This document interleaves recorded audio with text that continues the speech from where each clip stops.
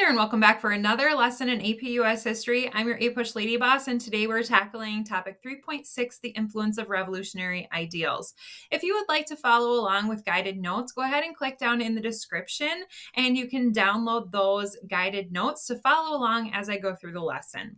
We are going to be tackling Learning Objective F here, explain the various ways the American Revolution affected society, and Learning Objective G, describe the global impact of the American Revolution. So really, we are going to be looking at a couple ways that the American Revolution impacted American society. We're going to be talking about calls for the abolition of slavery and the greater political democracy that developed. And then additionally, we're going to be talking about a new role for women or a new ideological discussion of the Republican motherhood.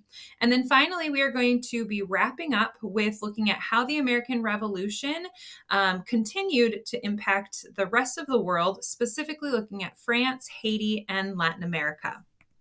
So your outline follows exactly what I just described here. So we'll start off with some historical context. So there's really three things that we want to be aware of. The first is Enlightenment Ideals. So you want to be familiar with what the United States was trying to attain in the American Revolution. And many of those political ideas, like natural rights, the right that every person has the right to life, liberty, and property, ideas of republicanism, and that you have a representative government and equality. Those ideas were not new to Americans, but rather came from the Enlightenment philosophers in Europe.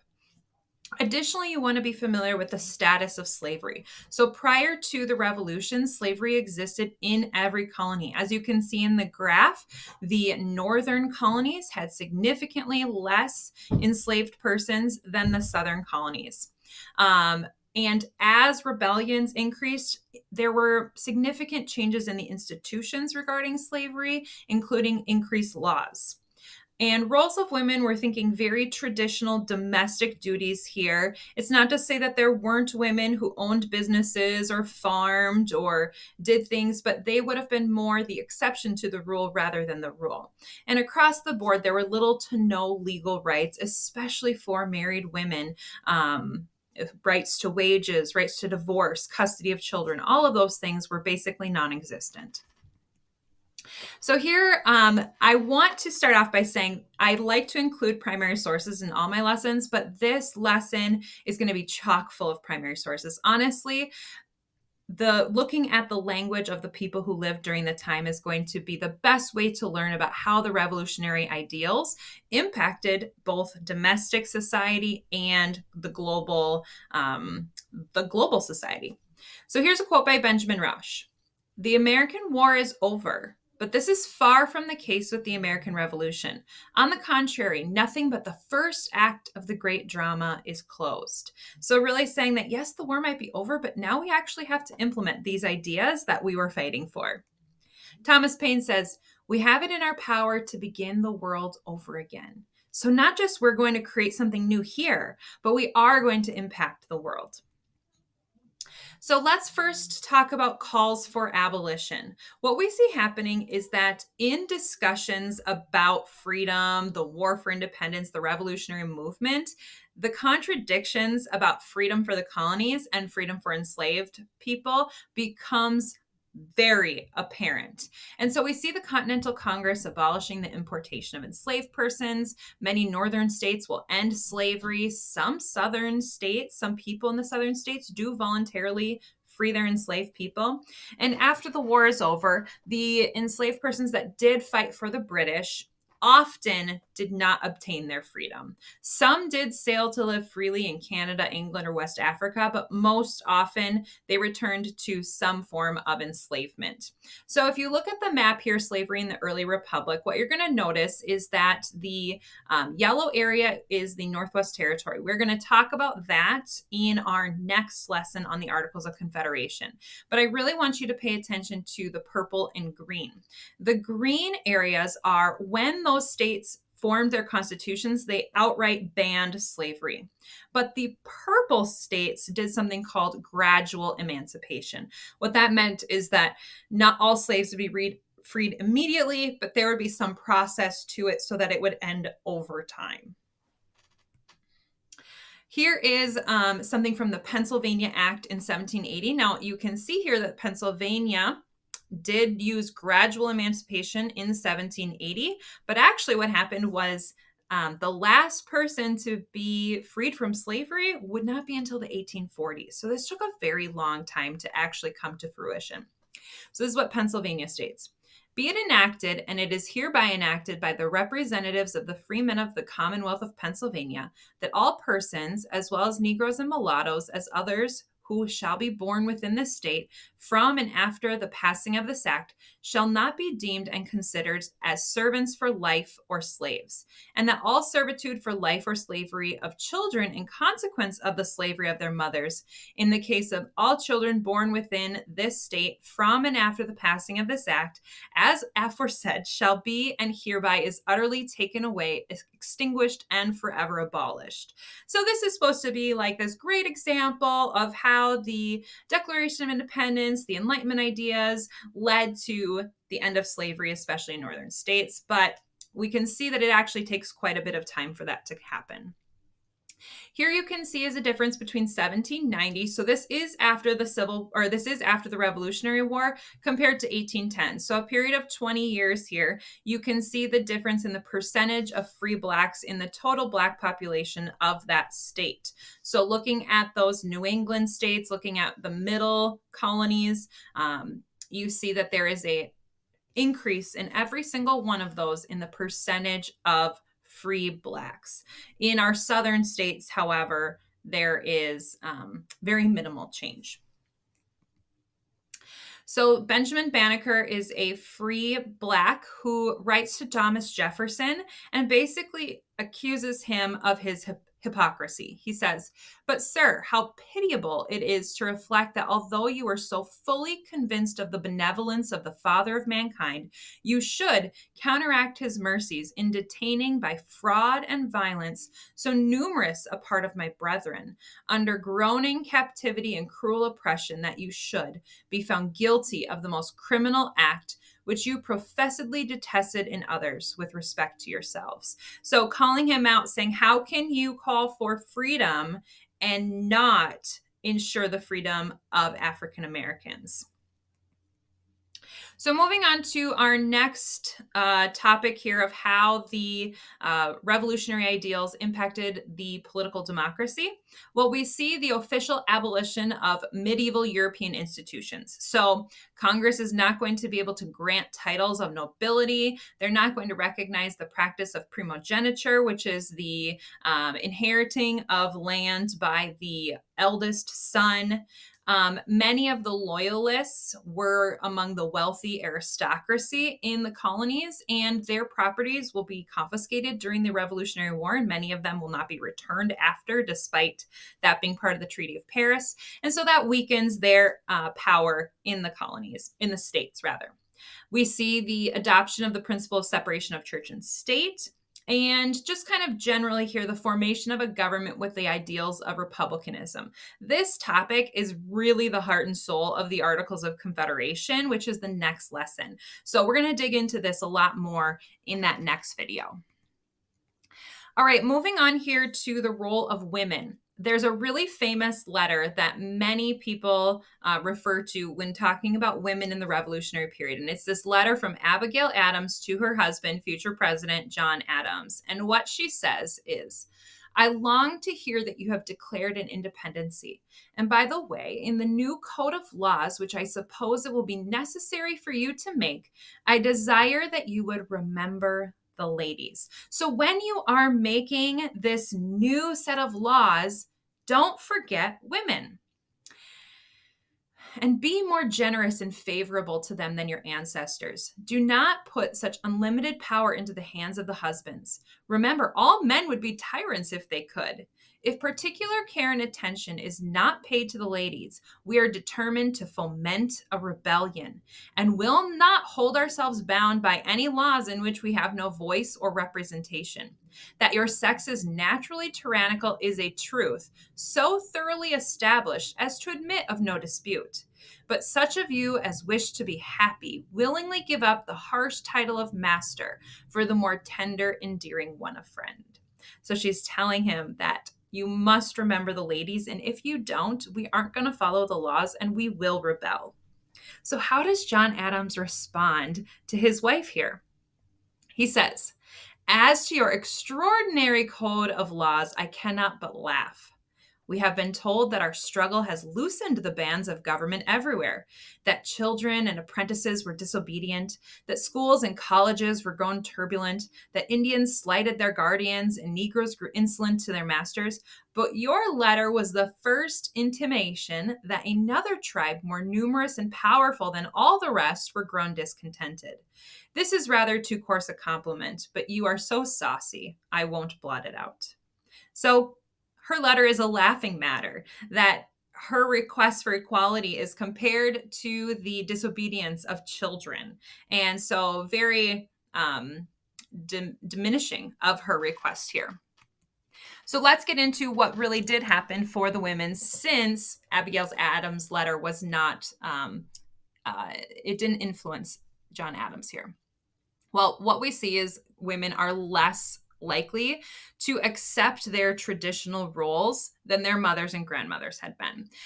You can see that in the request from Abigail Adams. Here's another example where Mary Bartlett writes her husband and says, "Your farming business has become our farming business." We see that women fit into different categories. So the American Revolution won't impact all women equally. For example, American Indian women, enslaved women, loyalist women, often they are going to pay a high price for their loyalty. We see many advocates for increased rights for women coming around and vocalizing more. A unique thing happened in New Jersey where property owning women could vote from 1776 to 1807. So more than a century before women actually get the right to vote, women in New Jersey temporarily did have that right. We see women taking advantage of the right to petition government. Women do gain some rights to control property in some places, and there was some liberalization of divorce laws and custody rights. So there are some legal changes, but really not much. Here you can see is an image of women voting in New Jersey. So what is the major change when we think about the roles of women after the American Revolution? It's called Republican motherhood. And this is a really important term that you need to be familiar with. This is the dominant ideology regarding the proper role for white women. So really what it's saying is that in order for our republic, in order for our new society to exist, we must have citizens that are aware of the components of government and the importance of democracy. And so it is up to women to play a super important role in educating their sons. That's the primary aspect of Republican motherhood, is that women must educate their sons to become active citizens and well-educated members of society. And in order to do that, they must also be educated. So it reinforces the traditional roles for women. However, it does increase the likelihood of women obtaining education. Here is another quote by Benjamin Rush called "Thoughts Upon Female Education." From the numerous avocations to which a professional life exposes gentlemen in America from their families, a principal share of the instruction of children naturally devolves upon the women. It becomes us, therefore, to prepare them by a suitable education for the discharge of this most important duty of mothers. The equal share that every citizen has in liberty and the possible share he may have in the government of our country make it necessary that our ladies should be qualified to a certain degree by a peculiar and suitable education to concur in instructing their sons in the principles of liberty and government. So let's move on now from our domestic impact to our global impact. James Madison in 1792 says, "America has set the example and France has followed it of charters and power granted by liberty." So we're going to first look here at France. The French Revolution occurs from 1789 to 1794. Now, to get a little bit of a context here for the French Revolution, what you should know is that there were 3 estates in France. Now, the third estate was the largest part of the population, had um, just some of the land ownership, but contained or paid for all of the government taxation. And so, what happens is some of these commoners that were part of the third estate looked at the Enlightenment ideals, the democratic ideals, were inspired by the American Revolution, and they overthrew the monarchy that existed in France. So the National Assembly adopted what was called the Declaration of the Rights of Man and the Citizen, which included freedom and equality for all men, the inclusion of citizens in the creation of laws, and freedom of speech. Now, if we were to read the entire Declaration of the Rights of Man, you would hear so many similarities to the Declaration of Independence, to the writings of John Locke, to the ideas of common sense. As you just kind of scan this quote, you can see that they want to get rid of the corruption in government. They are declaring that they want their rights. Men are born and remain free and equal in rights, that these rights are life, liberty, property, safety, and resistance against oppression. We see that liberty cannot harm other people. And so you see a lot of these same phrases that were used in the American documents just a couple decades before. So now let's move on to the Haitian Revolution. So in 1791, we see a French colony, today known as Haiti, rebelling. So what is the context? Haiti was it was called Saint Domingue during that time, and is one of the richest and most oppressive slave systems in the world. About 500,000 African enslaved persons were there. And so what we see is this rebellion taking place. Not only are they inspired by the American Revolution, but they're seeing this declaration that France has just adopted, yet there is not equality for all men in Haiti. And so they quote the same philosophers. The rebellion wins, and it is the most successful revolt by enslaved people up to this time, and they do abolish slavery. So let's look at a writing from this rebellion.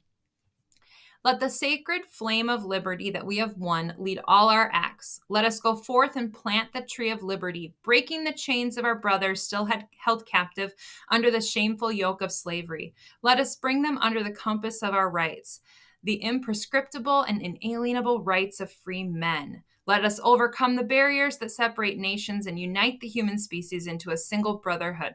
We seek only to bring to men the liberty that God has given them and other men have taken from them, only be transgressing his immutable will. Again, are you hearing the similarities, right? You're hearing inalienable rights, free men, plant the tree of liberty. Same ideas here. Now, Frederick Douglass is going to give a speech later in 1893, but it gives a really good perspective here on the Haitian Revolution. It is said of ancient nations that each had its special mission in the world and that each taught the world some important lesson. The Greeks taught the world philosophy and beauty. Germany has taught the world to think. And the American Republic is giving the world an example of a government by the people, of the people, and for the people. Among these large bodies, the little community of Haiti, anchored in the Caribbean Sea, has had her mission in the world. She has taught the world the danger of slavery and the value of liberty. In this respect, she has been the greatest of all our modern teachers. All right, final concept here, the global impact of the American Revolution in Latin America. Really look at the maps here. So in 1800, you can see that most of Latin America and Southern America is colonized. But by 1830, it has almost all become independent. So really between 1810 and 1826, most of Latin America will overthrow their colonial masters. Simón Bolívar is going to be the major leader of many of these revolutionary movements. He expresses the same philosophical ideas as each of our other revolutionary leaders have. And here is a brief quote by him. At present, the contrary attitude persists. We are threatened with the fear of death, dishonor, and every harm. There is nothing we have not suffered at the hands of that unnatural stepmother, Spain. The veil has been torn asunder. We have already seen the light, and it is not our desire to be thrust back into darkness. The chains have been broken, we have been freed, and now our enemies seek to enslave us anew. For this reason, America fights desperately, and seldom has desperation failed to achieve victory. So I hope that this was really helpful. You want to make sure that you can explain the various ways the American Revolution affected society. So thinking about calls for abolition, impact on the formation of government, and the roles of women. And then describe the global impact, thinking about France, Haiti, and Latin America. I hope you feel really confident in this material after watching this video. If so, please like and subscribe.